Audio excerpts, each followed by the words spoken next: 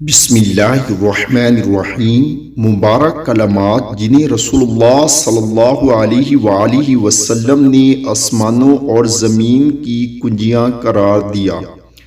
لا الہ الا اللہ واللہ اکبر وسبحان اللہ وبحمدہ استغفر اللہ ولا حول ولا قوة إلا بالله العلي العظيم والأول والآخر والظاهر والباطن يحيي ويميت بيده الخير وهو على كل شيء قدير۔